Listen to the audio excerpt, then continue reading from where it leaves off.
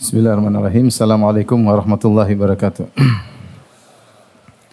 Alhamdulillahi ala ihsani wa syukru lahu ala taufiqihi wa amtinani wa asyhadu an la ilaha illallah wahdahu la syarika lahu ta'ziman li sya'ni wa asyhadu anna Muhammadan abduhu wa rasuluhu da'ila ridwani. Allahumma salli alaihi wa ala alihi wa ashabihi wa ikhwani. Hadirin hadirat yang dirahmati oleh Allah Subhanahu wa taala, ini adalah pertemuan perdana dari pembahasan Kitabul Adab min Sahihi Al-Bukhari. Ya. Al-Imam Al-Bukhari memiliki buku yang lain yang juga terkait dengan adab yang dikenal dengan Al-Adab Al-Mufrad. Disebut Al-Adab Al-Mufrad. Al-Mufrad artinya yang disendirikan, agar tidak disangka bahwasanya kitab tersebut adalah Kitabul Adab yang terdapat dalam Sahih Al-Bukhari. Sahih Al-Bukhari isinya banyak kitab-kitab, ya, dari kitab Badil Wahyi dan seterusnya, Kitabul Hajj, kitab salat, kitab puasa, ahkam dan macam-macam sampai pada kitab Al-Adab, ya. Bedanya kalau Kitabul Adab dalam Sahih Al-Bukhari, maka semua hadisnya sahih sebagaimana hadis-hadis dalam Sahih Bukhari yang lainnya. Adapun kitab Al-Adabul Mufrad, maka hadis-hadisnya bercampur antara hadis-hadis yang sahih dan hadis-hadis yang dhaif. Hadis-hadis yang sahih pun tidak semuanya sesuai dengan kriteria Sahih Al-Bukhari. Kemudian juga banyak asar-asar mauquf dari para sahabat. Oleh karenanya berbeda dengan Kitabul Adab yang terdapat dalam Sahih Bukhari. Yang akan kita bahas adalah Kitabul Adab dalam Sahih Al-Bukhari. Al-Adab apa maknanya? Ibn Hajar menyebutkan beberapa definisi, di antaranya isti'malu ma yuhmadu qawlan wa fi'lan, yaitu menggunakan atau ya isti'mal, menggunakan apa yang terpuji baik berupa perkataan maupun perbuatan. Maksudnya apa? Bertutur kata yang terpuji dan berbuat yang terpuji. Seperti bahasa kita sopan santun, bertutur kata yang terpuji dan berbuat yang terpuji. Ada juga yang meringkas perkataan al-adab supaya orang tidak sulit-sulit untuk memahaminya. Al-adab, ada yang mengatakan al-akhdhu bimakarimil akhlak. Akhlak yang baik itulah adab. Sederhananya, akhlak yang baik itulah adab, ya. Baik berupa dalam tutur kata maupun dalam sikap. Semua akhlak yang baik adalah merupakan bagian dari adab. Dan adab adalah perkara yang diseru untuk kita melakukannya. Oleh karena sebagian ulama mengatakan al-adab diambil dari al-ma'dubah. Al-ma'dubah itu jamuan makanan, undangan makan, ya.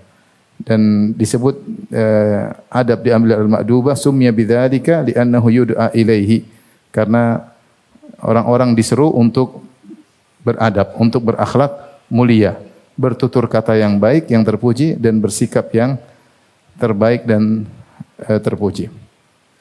Nah, al-adab atau al-akhlak yang mulia itu, ya, terbagi menjadi dua. Ada yang dia adalah jibilli dan ada yang dia adalah muktasab. Jibilli yaitu dari sananya. Dari sananya seorang ketika terlahirkan dia membawa akhlak bawaan, adab bawaan. Entah dari sananya atau dia hidup di lingkungan yang seperti itu sehingga dia terikut, ya, dengan adab orang-orang sekitarnya, adab orang tuanya, adab bapak ibunya, adab lingkungannya, ya, sehingga menjadi lembut dari sananya. Contohnya orang-orang Jogja, ya, orang-orang Jogja lembut-lembut, ya, lembut-lembut, ya, dari sananya begitu, ya. Marah-marah pun suaranya tetap apa? Lembut, ya. Dari sananya mau diapain? Yang begitu orangnya apa? Lembut, tidak mudah tersinggung. Dari sananya itu jibilli, bawaan dari sana. Ada orang seperti itu, tidak mudah marah. Tidak mudah marah, ya. Sabar, nerimo, ya. Qanaah. Dia dari sananya seperti itu. Bisa jadi karena lingkungannya seperti, tapi dia sudah tertempa sehingga dia seperti itu. Ada yang namanya muktasab. Muktasab itu akhlak yang dia usahakan. Yang dia usahakan. Dia tadinya pemarah menjadi tidak pemarah. Dia tadinya pelit menjadi orang yang dermawan. Ya. Ini namanya akhlak muktasab. Dan kedua model akhlak ini telah disinggung oleh Nabi SAW ketika Rasulullah SAW melihat Al-Ashaj Abdul Qais, bagaimana dalam hadis disebutkan ketika dia datang dengan rombongannya menemui Nabi SAW, maka orang-orang segera menuju Nabi SAW. Adapun dia tidak. Dia tidak langsung kepada Nabi SAW. Dia rapikan dulu ontanya, kemudian dia, kalau nggak salah dia ganti bajunya, kemudian dia jalan perlahan menuju Nabi. Nabi memperhatikan dia.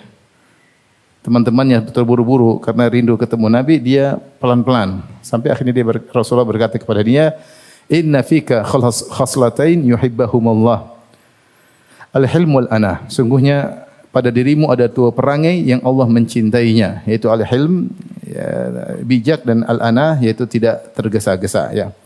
Al-hilm di antaranya itu tidak mudah emosi, tidak mudah membalas. Al-ana yaitu tidak tergesa-gesa. Karena Rasulullah SAW melihat sikapnya tersebut. Maka Al-Asaj bertanya, Ya Rasulullah, hal jabbani Allah alaihima am takhallaqtu bihima? Ya Rasulullah, dua perangai ini Allah berikan aku dari sananya, ataukah aku yang berusaha untuk memiliki dua perkara tersebut? Maka Rasulullah SAW berkata, Jabbalakallah alaihima. Allah membuat engkau memiliki perangai tersebut dari sananya. Maka dia pun muji Allah, alhamdulilladzi jabalani ala khaslatain allataini yuhibbahumullah. Oh kama qala. Maka dia berkata, segala puji bagi Allah yang telah menjadikan aku memiliki dua perangai yang Allah mencintai kedua perangai tersebut. Ini dalil bahwasanya akhlak ada yang diusahakan, ada yang dari sananya.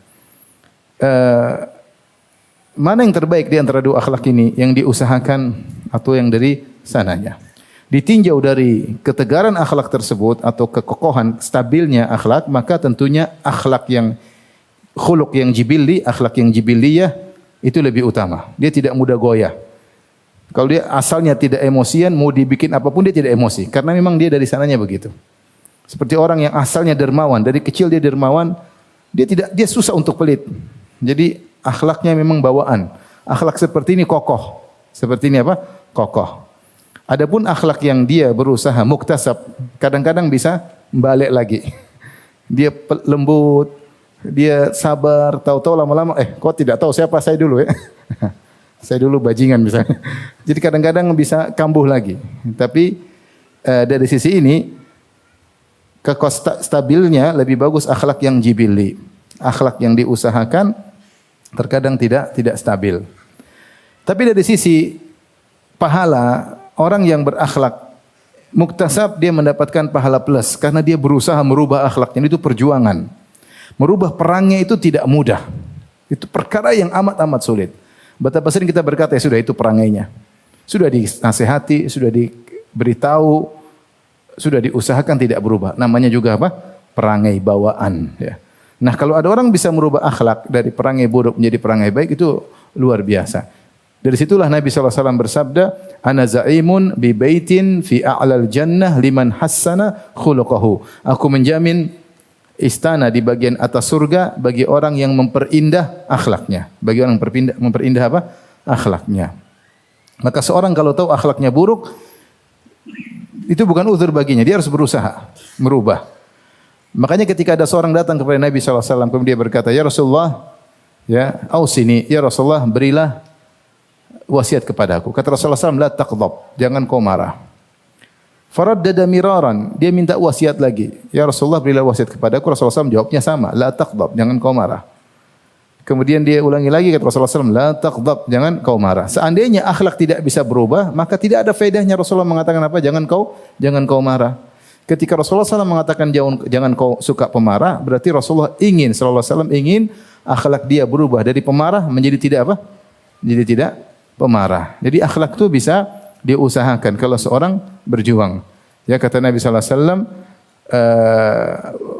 wa man yatasabbar yusabbirhullah. Siapa yang berusaha bersabar, Allah akan jadikan dia penyabar. Ya. Siapa yang berusaha menjadi penyabar, Allah akan jadi apa? Penyabar. Dia tadinya tidak sabar, suka emosian, sedikit-sedikit ngeluh, sedikit-sedikit curhat, sedikit-sedikit upload di medsos. Tidak sabar. Tapi ketika dia baca tentang takdir, dia bisa jadi sabar, dia bisa meninggalkan itu semua. Wa man yatasabbar yusabbirhullah. Siapa yang berusaha bersabar, maka Allah akan jadi dia menjadi penyabar. Innamal hilmu bittahallum. Sungguhnya hilm yaitu sikap tidak mudah membalas padahal dia mampu, dia seperti memaafkan, bitahallum dengan usaha. Jadi ketika seorang memiliki sifat temperamental misalnya, itu bukan uzur bagi dia untuk ngamuk sana ngamuk sini. Ya, seperti saya pernah mendengar seorang ngamuk-ngamuk, dia berkata, saya memang begini sambil teriak angkat suaranya. Kalau saya ngomong gini saya tidak marah. Memang cara ngomong saya seperti ini. Waduh, itu dalam bahasa Indonesia namanya marah.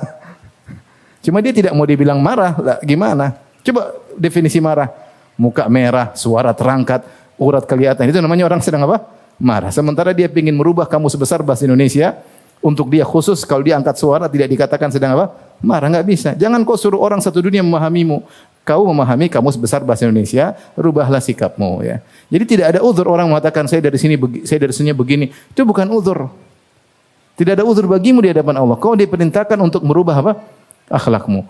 Kalau tidak, ngapain Rasulullah ngajarin kitabul adab? Ngapain Imam Bukhari tulis apa? Kitabul adab. Supaya kita belajar dari akhlak buruk menjadi akhlak yang baik, dari pemarah menjadi penyabar, dari orang pelit menjadi dermawan, ya. Dari ibu-ibu yang suka ngangkat suaranya jadi merendahkan suaranya, dari bapak-bapak yang pelit sama istrinya jadi dermawan sama istrinya, seperti itu. Jadi anak yang tidak berbakti menjadi berbakti, dari orang tua yang cuek dengan anak-anaknya jadi perhatian sama anak-anaknya. Itu tujuan kita belajar adab, untuk memperbaiki akhlak kita. Jadi ini bukan perkara sepele. Kata Rasulullah SAW, laisa syai'un asqalu fil mizanil mu'min yaumal qiyamah min husnil khuluq. Ya, tidak ada yang lebih berat di timbangan pada hari kiamat seperti akhlak yang mulia, ya. Yang paling banyak memasukkan orang dalam surga apa? At-taqwa wa husnul khuluq. Bertakwa dan husnul khuluq, akhlak yang mulia. Jadi kita perlu perjuangan untuk memiliki akhlak yang mulia, di antara jangan belajar adab. Kenapa? Subhanallah, di antara yang rahasia yang disampaikan oleh Syekh Sa'di dalam kitabnya atau risalah sekitar 6 halaman Husnul Khuluq, dia mengatakan bahwasanya orang kalau sudah berakhlak mulia, ya, maka argo pahala akan berjalan terus bersamanya. Karena dia sudah menjadi orang berakhlak mulia. Dia duduk di rumah bersama anak istrinya, pahala mengalir terus. Kenapa? Dia berakhlak mulia sama istrinya, sama anaknya, sama pembantunya, sama supirnya. Dia ke masjid ketemu dengan teman-temannya, murah senyum, berakhlak mulia.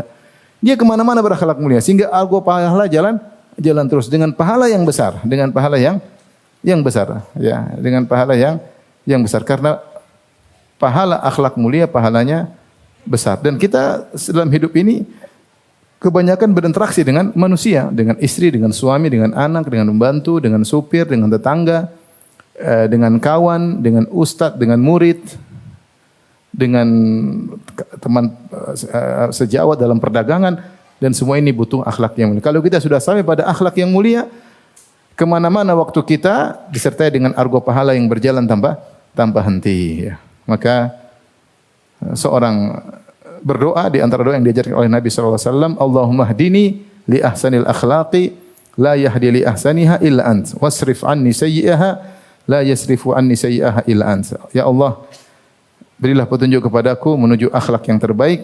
Tidak ada yang bisa menunjukkan aku kepada akhlak yang baik kecuali Engkau. Wasrif anni sayyi'aha, jauhkanlah aku dari akhlak yang buruk. La yasrifu anni sayyi'aha illa ant. Tidak ada yang bisa memalingkan aku dari akhlak yang buruk kecuali Engkau. Saya harap kita hafal doa ini. Ajarkan sama anak kita agar dia berdoa menjadi anak yang berakhlak yang mulia. Kita sendiri kita baca. Kalau mungkin enggak, kita doakan untuk anak kita, ya Allah, berilah petunjuk kepada anak kita kepada akhlak yang mulia. Kalau enggak, kita doakan untuk istri kita, ya Allah, berilah petunjuk kepada istriku kepada akhlak yang mulia. Doakan.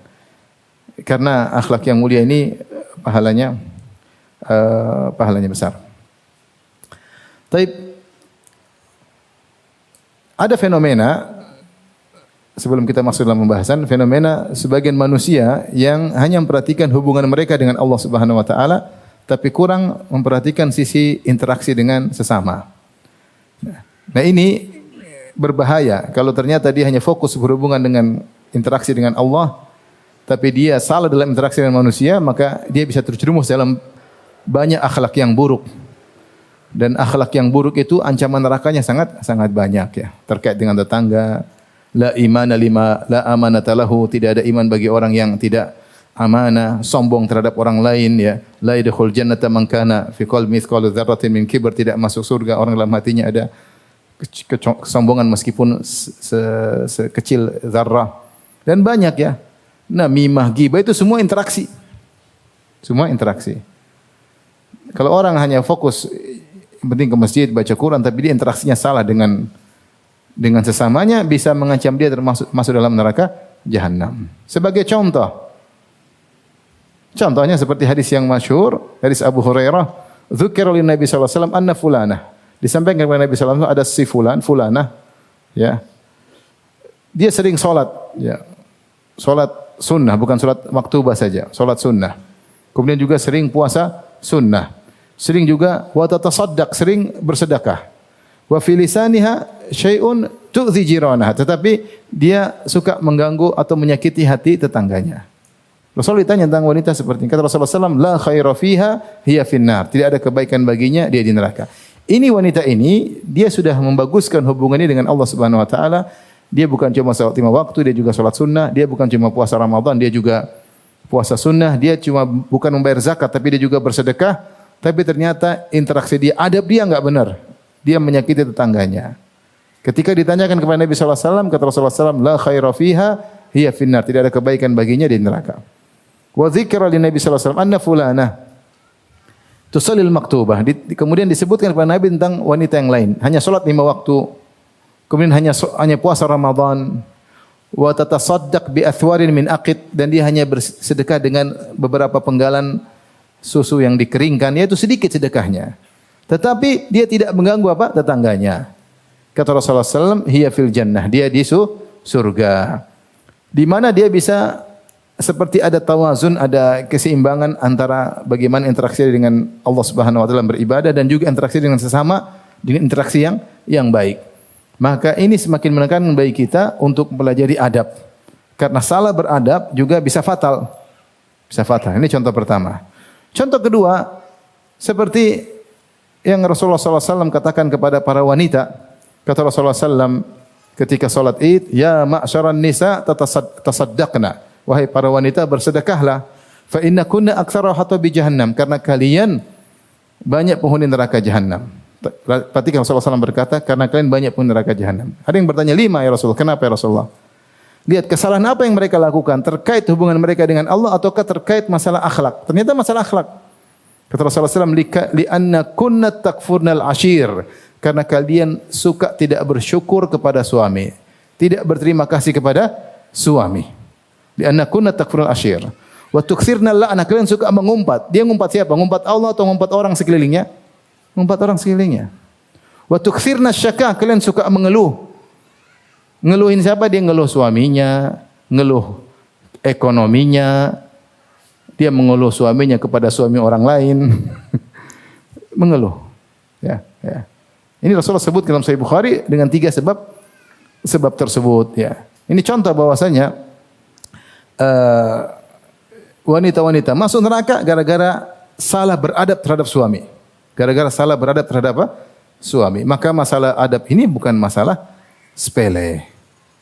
Ya, kita belajar akidah, kita belajar ibadat, kita juga belajar adab, belajar adab. Agar tidak salah.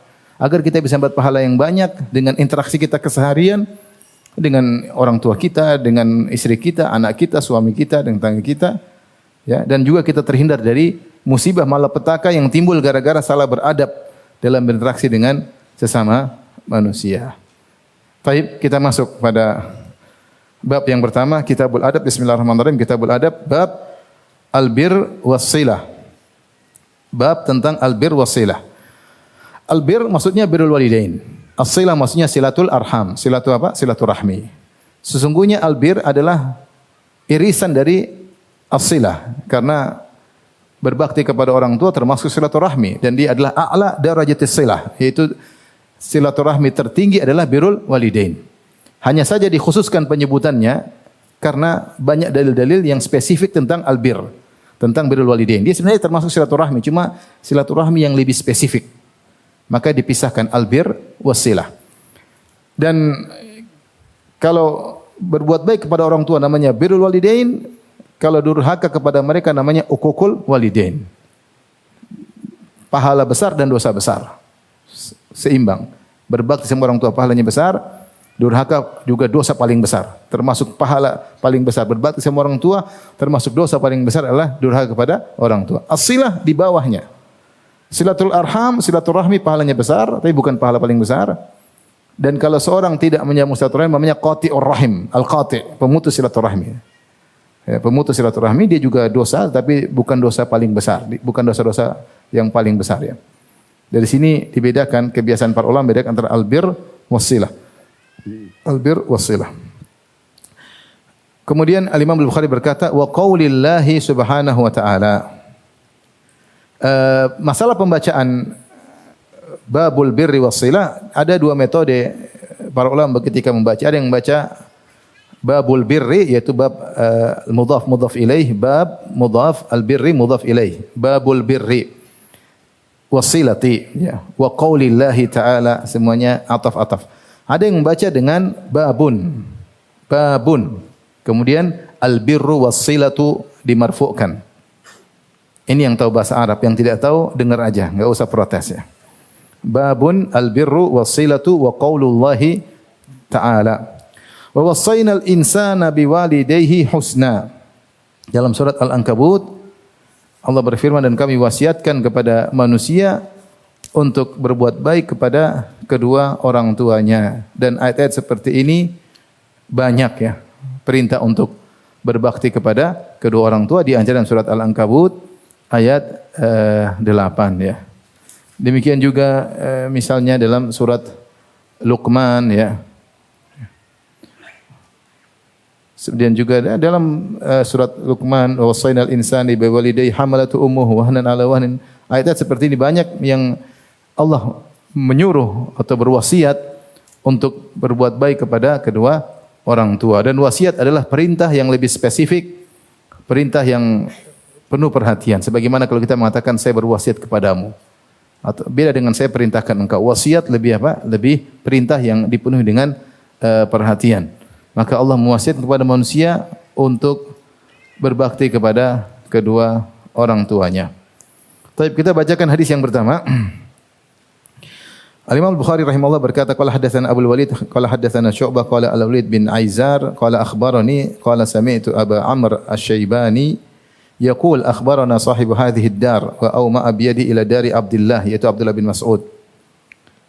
Qala sa'altu an-nabiy sallallahu alaihi wasallam. Ya. Kata Abu Amr Asy-Syaibani telah mengabarkan kepadaku pemilik rumah ini. Kemudian dia tunjuk kepada rumahnya Abdullah bin Mas'ud.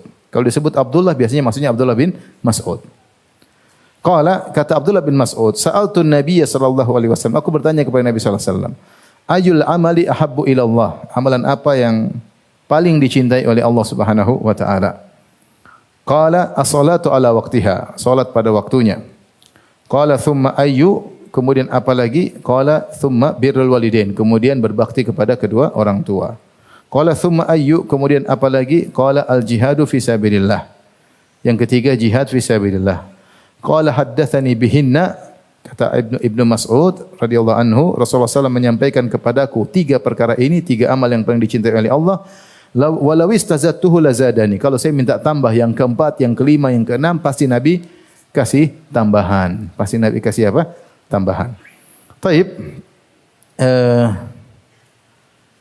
Faedah yang bisa kita ambil dari hadis ini yang pertama, ya, bahwasanya Allah Subhanahu wa taala memiliki sifat dicintai dan mencintai, ya. Dan ini adalah akidah Ahlussunnah wal Jamaah. Bahwasanya Allah dicintai dan Allah juga mencintai. Jahmiyah mengatakan Allah tidak mencintai dan Allah tidak dicintai dengan logika mereka, dan ini sudah saya bahas panjang lebar dalam syarah Al-Aqidah Wasithiyah. Kemudian sebagian Asy'ariyah mengatakan Allah bisa dicintai namun tidak mencintai. Adapun Ahlussunnah wal Jamaah sesuai dengan zahir Allah mencintai dan Allah bisa dicintai. Kalau dicintai jelas banyak orang yang cinta kepada Allah Subhanahu wa taala. Ya. Apakah Allah juga bisa mencintai? Iya, Allah bisa mencintai. Dan banyak hal yang bisa dicintai oleh Allah, di antaranya Allah mencintai hamba-hamba yang beriman. Wallahu yuhibbus sabirin, Allah mencintai orang yang sabar. Wallahu yuhibbul muhsin, Allah mencintai orang yang berbuat apa? Ihsan, ya. Dan apa namanya? Dan yang lain-lain. Jadi Allahu yuhibbul muttaqin, Allah mencintai orang yang bertakwa. Jadi Allah mencintai seperti Allah mencintai Ali bin Abi Thalib. Kata Rasulullah sallallahu alaihi wasallam, Rajulun yuhibbullah wa rasulah wa yuhibbuhullahu wa rasuluh. Besok bendera ini akan dipegang oleh seorang lelaki yang mencintai Allah dan Rasulnya dan dia pun dicintai oleh Allah dan Rasulnya. Fasawfa ya'ti Allahu biqaumin yuhibbuhum wa yuhibbunah.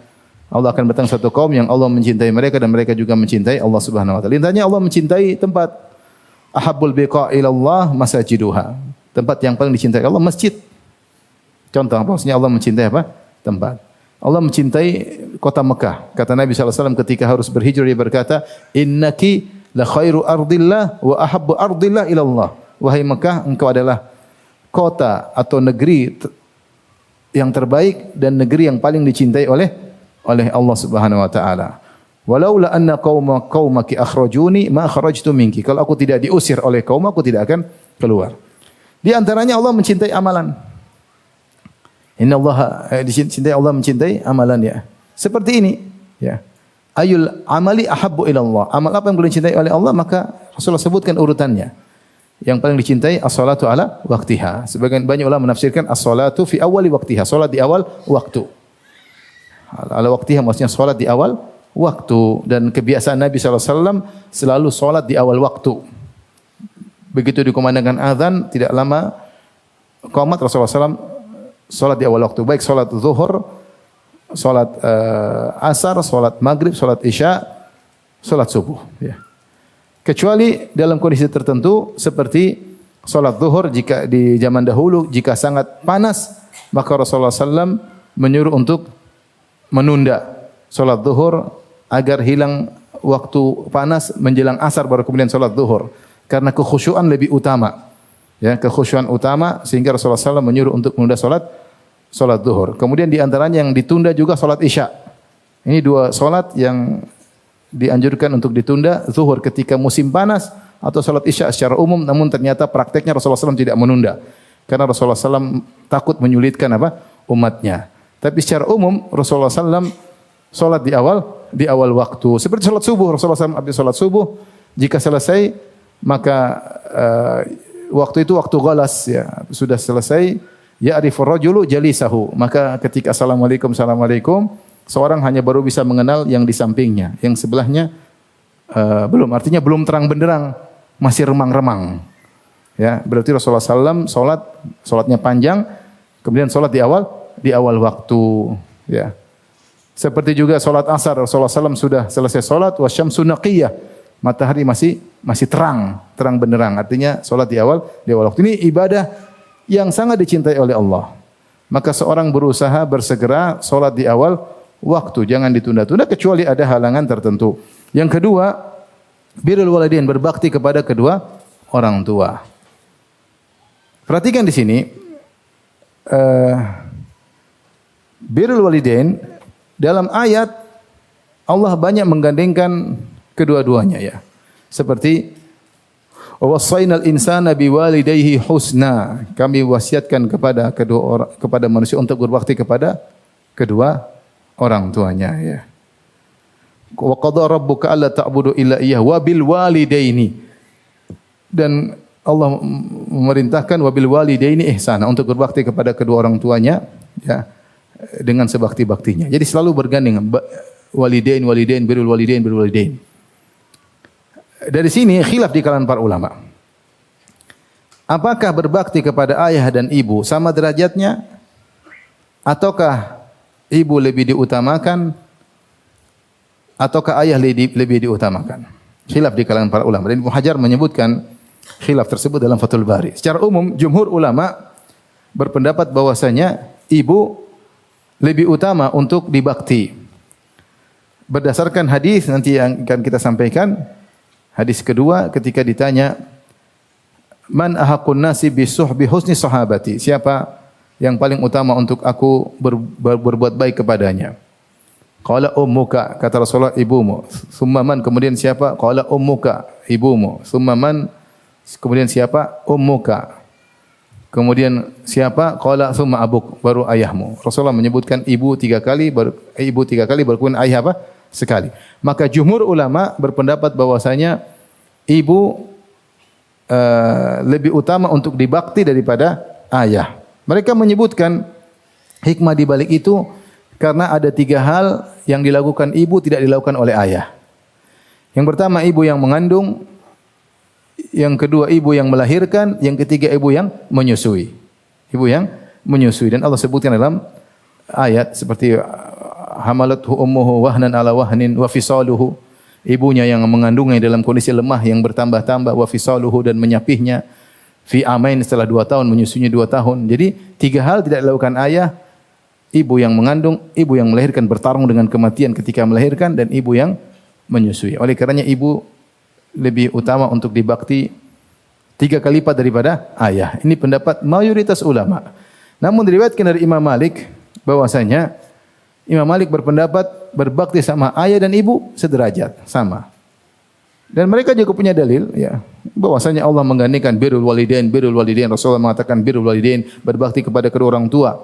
Rasulullah selalu menggandengkan. Ya.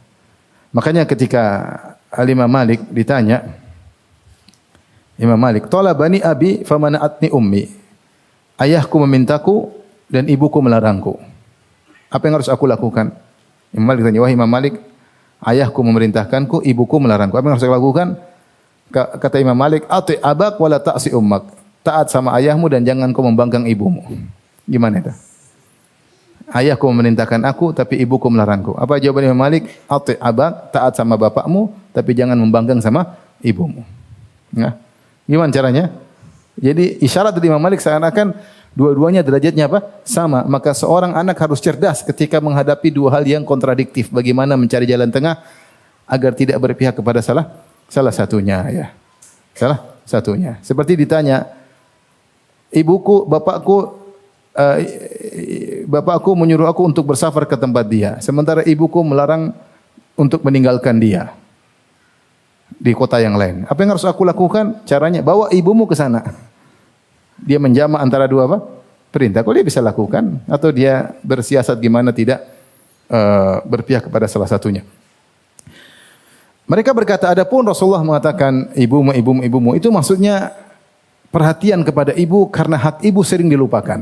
Karena hak ibu sering dilupakan. Makanya dalam hadis ketika Rasulullah menjelaskan tentang durhaka, kata Nabi SAW, "Innallaha harrama 'alaikum uquqal ummahat." Allah mengharamkan bagi kalian durhaka kepada para ibu. Dan Rasulullah tidak menyebutkan tentang durhaka kepada bapak. Kenapa? Potensi durhaka kepada ibu lebih besar daripada durhaka kepada bapak. Hal ini kenapa? Karena kebaikan ibu tidak terlihat. Kebaikan bapak berjalan sepanjang kita dalam kehidupan ini. Bapak cari nafkah, bapak yang kerja, bapak yang memberi kepada ibu. Ibu kebaikannya kita enggak lihat karena kita lupa. Dalam perut kita enggak ingat. Ketika dilahirkan kita tidak hadir. Kita yang mau keluar, bagaimana mau hadiri? Kita yang mau keluar. Kemudian ketika menyusui masih kecil kita lupa. Ada yang disusui 6 bulan, ada yang 2 tahun, masih kecil enggak ingat. Sehingga semua kebaikan tersebut terlupakan. Kemudian ibu orang lemah, mudah untuk diomelin, mudah untuk dibentak. Ayah enggak. Ayah dibentak, digampar sama ayah. Ayah bentak, enggak dikasih duit jajan, selesai. Sehingga potensi untuk durhaka kepada ibu lebih besar. Makanya datang syariat menekankan untuk berbakti kepada ibu. Apalagi ada fenomena penghinaan terhadap wanita di zaman Rasulullah SAW. Artinya ini takwil dari sebagian ulama yang mengatakan disebutkan ibu 3 kali bukan berarti derajatnya 3 kali lipat daripada apa? Ayah. Tetapi sama, hanya saja butuh perhatian berbakti kepada ibu. Intinya ada khilaf. Kalau saya lebih condong pada pendapat sama. Karena saya seorang ayah, ya. Sama. Yang sampai kita pikiran baik sama ibu, ayah enggak. Namun ada poin yang penting. Ini disampaikan oleh Syekh Sa'ad Al-Khathlan, hafizahullah taala. Saya baru dengar dari beliau, ya. Jadi jika seorang anak punya ayah dan ibu, kemudian ayah dan ibu tersebut masih tidak cerai, artinya masih ibunya masih istri ayahnya, ya, masih berumah tangga, maka taat kepada ayah lebih utama daripada ke ibu. Perhatikan, taat kepada ayah lebih utama daripada ibu. Kenapa demikian? Karena memang ibunya memang asalnya harus taat kepada siapa? Bapaknya, paham? Wanita harus taat kepada suami atau tidak? Kalau ada permasalahan, siapa yang ditaati? Suami taat sama istri atau istri sama taat suami? Kok ragu-ragu jawabnya sih? Kalau ada permasalahan mana? Suami saat taat sama istri atau istri taat sama siapa? Sama suami, jelas ini kenceng bapak-bapak. Istri taat sama suami, kenceng. Karenanya Allah mengatakan, perhatikan ini. Allah mengatakan dalam Al-Quran, Ar-rijalu qawwamuna 'alan nisa. Para lelaki adalah pemimpin para wanita. Ibnu Abbas diriwayatkan mengatakan al-umara. Bosnya para suami itu adalah amir, prince, umara. Jadi istri yang soleha harus membuat suaminya merasakan sebagai amir di rumahnya. Paham? Kalau seorang suami merasa di rumahnya dia amir, pemimpin, prince di rumahnya, berarti istrinya istri yang apa? Soleha. Tapi kalau seorang suami di rumahnya merasa seperti kucing, istrinya bermasalah. Ya. Karena Allah menyebutkan bahwasanya lelaki qawwamuna 'alan nisa. Pemimpin, dan ditafsirkan al-umara yaitu pemimpin di rumah. Dia merasa dirinya pemimpin. Ketika perasaan tersebut hilang maka ada masalah ini. Entah dia yang memang lemah atau istrinya yang bermasalah. Ya. Maka istri yang soleha berusaha menjadikan suaminya merasa sebagai pemimpin. Kapan? Ketika diperintahkan taat, ketika ditegur berhenti, diberi masukan mendengar, tidak mengangkat suara depan suaminya, baru dirinya merasa sebagai apa? Raja. Tapi kalau suaminya yang kucing, ini repot. Istri yang jadi ratu, suaminya pembantu, ya repot. Ini ada masalah berarti dalam rumah tangga mereka. Nah, kalau istri harus taat kepada suami, kadang mereka berdua punya anak. Istrinya bilang, "Nak, pergi ke utara." Suaminya bilang ke selatan. Anaknya nurut yang mana? Ikut bapak atau ikut mama? Ikut bapak karena ibu sendiri harus taat kepada siapa? Bapak. Paham atau tidak? Ini poin saya belum pernah baca dalam buku-buku fuqaha, tapi secara logika masuk. Ini disebut oleh Syekh Sa'ad Al-Khazlan, hafizahullahu ta'ala. Tapi intinya kita berusaha berbakti kepada kedua orang tua, ya, semaksimal mungkin, ya. Yang jadi masalah kalau memang mereka sudah berpisah, kemudian ada pertengkaran, ini memang agak repot. Bagaimana kita mengambil apa jalan tengah di antara keduanya. Baik. Dan sebagian mengatakan ayah lebih utama. Ya. Kenapa? Karena Rasulullah berkata, "Anta wa maluka li abik." Engkau dan hartamu milik siapa? Bapakmu. Engkau nasabnya kepada siapa? Ibu atau kepada mama? Kepada bapak, ya. Terus kamu lebih baik sama mama? Sudahlah, sama orang tua baik-baik aja. Baik. Yang kemudian Rasulullah ditanya lagi, "Tsumma ayu?" Kemudian apa? Al-jihad fisabilillah. Berjihad di jalan Allah Subhanahu wa taala. Di sini Rasulullah SAW mendahulukan berbakti kepada kedua orang tua daripada berjihad fi sabilillah. Ya. Maksud para ulama mengatakan maksudnya adalah jihad yang fardu kifai, yaitu fardu kifayah. Ya, fardu kifayah. Kalau fardu ain maka tidak harus minta izin kepada kedua orang tua. Tapi fardu kifai, idza qama bihil ba'd saqata 'anil baqin, kalau sebagian sudah melakukan gugur bagi yang lainnya maka dia harus minta izin kepada kedua orang tuanya. Ini dalil bahwasanya berbakti kepada kedua orang tua pahalanya sangat besar karena lebih afdal daripada berjihad fi sabilillah. Insyaallah akan datang hadis yang lebih jelas tentang ini. Baik, kita lanjutkan hadis berikutnya.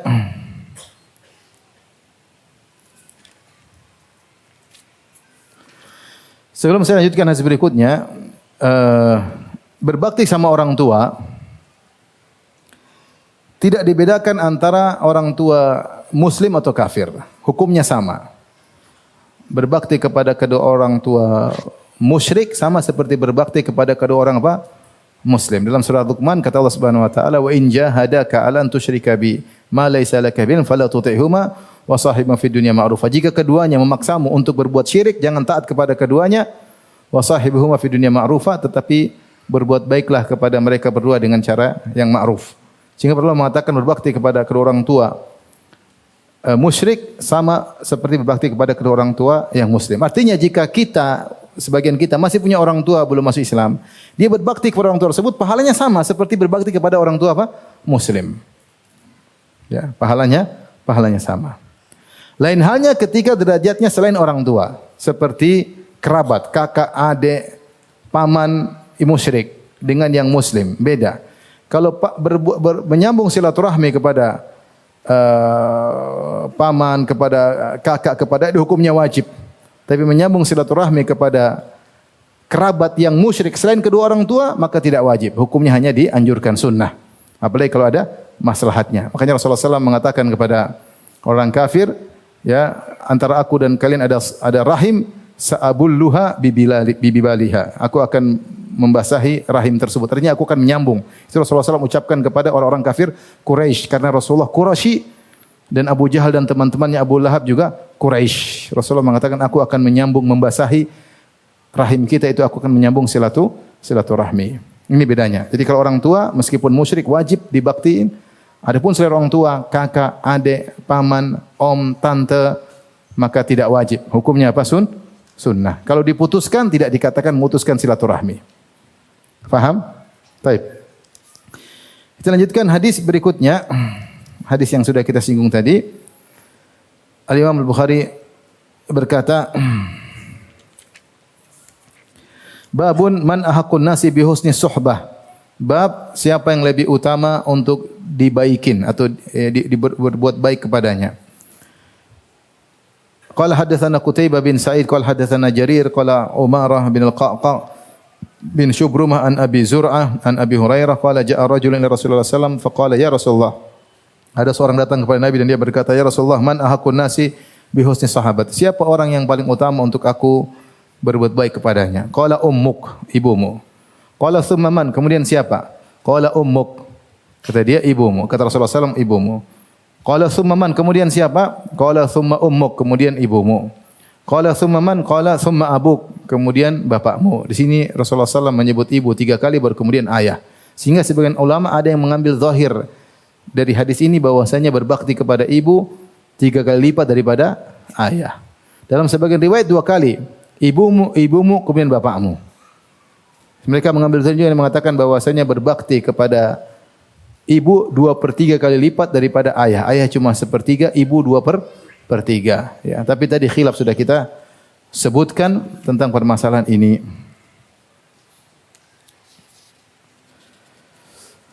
Baik, kita lanjutkan.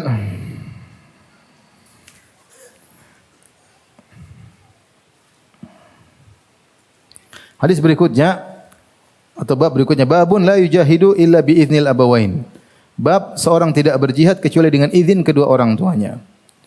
Imam Al-Bukhari berkata qala hadatsana Musaddad qala hadatsana Yahya an Sufyan wa Syu'bah qala hadatsana Habib qala wa hadatsana Muhammad bin Katsir akhbarana Sufyan an Habib an Abil Abbas an Abdullah bin Amr radhiyallahu anhuma qala rajulun Nabi sallallahu alaihi wasallam, dari Abdullah bin Amr bin As radhiyallahu anhuma, beliau berkata, seorang berkata kepada Nabi sallallahu alaihi wasallam, ujahidu, apakah aku berjihad ya Rasulullah? Izinkan aku untuk berjihad. Qala laka abawan, engkau punya 2 orang tua? Qala na'am, ya saya punya 2 orang tua. Kata Rasulullah SAW, fa fihima fajahid, maka berjihadlah dalam berbakti kepada keduanya. Berjihadlah dalam berbakti kepada keduanya, ya. Berkata Ibnu Hajar rahimahullahu taala, in kana, maknanya fa fihima fajahid, berjihadlah kepada kedua orang tuamu. Maknanya in kana laka abawan fablugh juhdaka fi birrihima wal ihsan ilaihima. Jika kau masih memiliki 2 orang tua, bersungguh-sungguhlah dalam berbakti kepada keduanya dan berbuat baik kepada keduanya. Fa inna dzalika yaqumu laka maqama qitalil adu. Karena hal itu sama seperti kau sedang berperang di medan pertempuran. Jadi seorang yang bersungguh-sungguh dalam berbakti kepada orang tuanya sama dia seperti berjihad dalam medan pertempuran. Bahkan lebih baik. Karena dalam hadis sebelumnya ketika Rasulullah SAW ditanya amal apa yang paling dicintai, Rasulullah SAW mendahulukan berbakti kepada kedua orang tua daripada berjihad. Jadi kita hadirkan perasaan ini kapan kita berbakti sama orang tua panggil kita datang, kemudian kita pijit kaki orang tua atau kita belikan hadiah buat orang tua. Semuanya ini bernilai jihad. Seakan-akan kita sedang bersedekah dalam jihad fisabilillah. Ya. Seakan-akan kita sedang bersedekah di jihad fisabilillah. Orang kalau suruh sedekah untuk jihad mungkin bersemangat, tapi kalau orang tua terkadang mikir panjang. Sama, bahkan lebih afdal. Kata Ibnu Hajar tadi, kalau kau bersungguh-sungguh berbakti kepada orang tua seperti kau sedang bertempur di medan pertempuran melawan musuh. Yang kedua, ketika Rasulullah SAW menambahkan jihad, ini isyarat bahwasanya berbakti kepada orang tua butuh perjuangan. Ada pengorbanan. Jihad butuh pengorbanan enggak? Butuh. Terkadang korban raga, terkadang korban harta.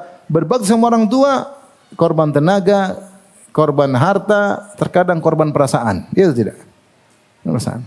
Oleh karenanya, memang sulit. Ustaz, ibu saya begini, sudah tua, ngomel terus. Sudah, itu berjihad. Sabar. Kalau ibumu sudah meninggal, selesai. Ibu masih hidup, ini sedang berjihad. Sabar dalam menghadapi orang tua. Ibu saya dinasihati, ini suka menyinggung saya, suka menyakiti hati saya, sabar. Ini jihad.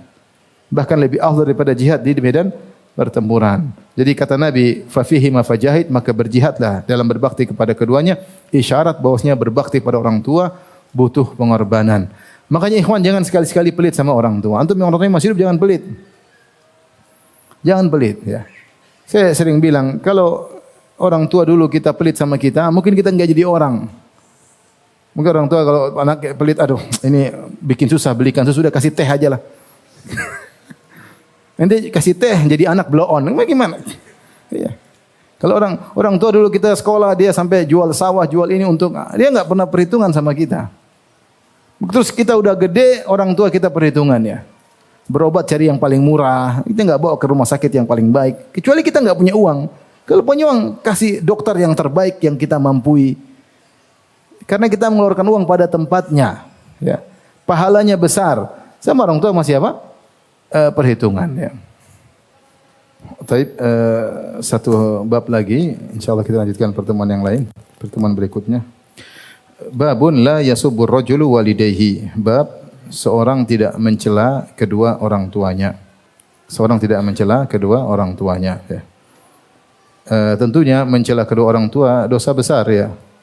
Dosa besar. Sebagaimana nanti akan kita bahas tentang masalah durhaka kepada kedua orang tua. Allah mengatakan, fala taqul lahuma uffin wala tanharhuma. Jangan mengatakan ah dan jangan membentak keduanya. Ngangkat suara aja tidak boleh. Apalagi mencacinya. Mencacinya.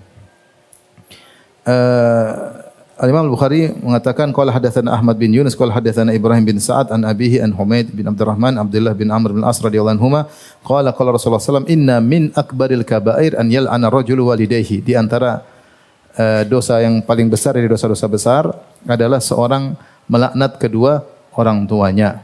Qila ya Rasulullah wa kaifa yal'anu rajulu walidayhi? Bagaimana seorang melaknat kedua orang tuanya? Qala yasubur rajulu abar rajul fayasubu abahu. Seorang melaknat bapak temannya, kemudian temannya tersebut melaknat bapaknya balik. Wa yasubbu ummahu fayasubbu ummahu. Dia melaknat ibu temannya, temannya balik membalas melaknat atau mencela ibunya dia ya. Ini hadis menjelaskan bahwasanya di antara hal yang aneh adalah bagaimana seorang bisa melaknat orang tuanya sendiri atau mencela orang tuanya sendiri. Maka yang ditanyakan oleh sahabat, kaifa yal'anu rajulu walidayhi? Bagaimana seorang bisa melaknat kedua orang tuanya? Bagaimana seorang bisa mencela kedua orang tuanya? Karena hal ini aneh meskipun mereka di zaman jahiliyah, mereka tidak mengenal perbuatan ini. Artinya mencela kedua orang tua, memaki, melaknat kedua orang tua. Mereka justru sebaliknya, mereka punya fanatik yang luar biasa, membela orang tua, terkadang membabi buta, membela kabilah. Jadi tidak terbetik bagaimana seorang kemudian mencaci maki kedua orang tuanya, melaknat kedua orang tuanya. Maka Rasulullah SAW menjelaskan. Kalau sekarang mungkin kita tidak heran karena terjadi. Ya, ini di zaman jahiliyah aja jarang terjadi. Kalau di zaman sekarang terjadi. Seorang maki-maki orang tuanya, seorang mukul orang tuanya. Saya saya ini kasus yang saya hadapi sendiri ya. Bagaimana ada seorang anak mukul orang tuanya, bagaimana seorang tuanya yang dorong-dorong tuanya, mencaci orang tuanya. Ya, entah apa yang terjadi, tapi terjadi. Terjadi, bukan saya bicara ngarang, ini terjadi kasus orang itu tanya sama saya. Bahkan saya pernah didatangi ibu sama anaknya memukul ibunya. Ya. Jadi sampai anak melaporkan orang tuanya, kemudian macam-macam lah zaman sekarang. Tapi zaman dulu ini hampir tidak ada. Makanya para sahabat heran, kok bisa seorang melaknat kedua orang tuanya? Ini zaman jahiliyah loh. Ya, ini kan mereka berlepas dari zaman jahiliyah.